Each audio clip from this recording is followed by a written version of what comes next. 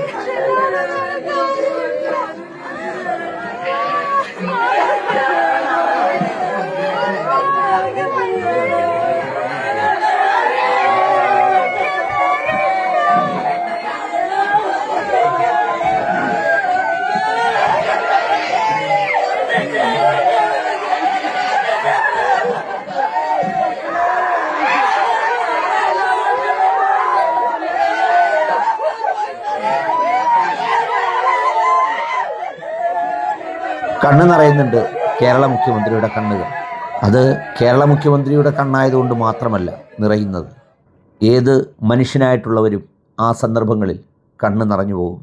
രണ്ട് പിഞ്ചുകുട്ടികൾ തൻ്റെ അച്ഛനെ ഓർത്ത് നിലവിളിക്കുമ്പോൾ അവർക്കെന്നേക്കുമായി നഷ്ടപ്പെടുകയാണ് ആ തണൽ, ആ കരുത്ത്. ആ സ്ത്രീ വിധവയാവുകയാണ്. ആ കുഞ്ഞുങ്ങൾ അനാഥമാവുകയാണ്. ചെറുപ്പത്തിലെ തൻ്റെ പിതാവിൻ്റെ കോളം പൂരിപ്പിക്കുമ്പോൾ പരേതൻ എന്നെഴുതേണ്ടി വരുന്ന മക്കളുടെ നിലവിളിയാണ്. ഇത്തരം ചില നല്ല മനുഷ്യർ സ്വന്തം ജീവിതത്തിൽ പോലും നിറഞ്ഞു നിൽക്കുന്നവരാണ്.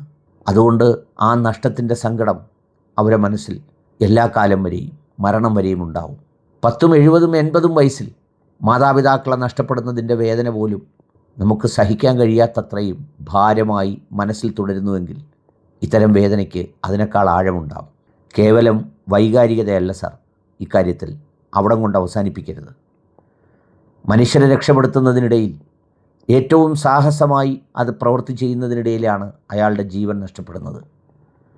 അതിനു പകരമായി ആ ചിതയുടെ തീ അണയുന്നതിന് മുമ്പ് ആ ഭാര്യയ്ക്ക് മക്കളെ വളർത്താൻ കഴിയുന്ന, സാമാന്യം നല്ല രീതിയിൽ വളർത്താൻ കഴിയുന്ന ഒരു ജീവിതം നൽകാൻ ഉതകുന്ന ഒരു തൊഴിൽ നൽകണം.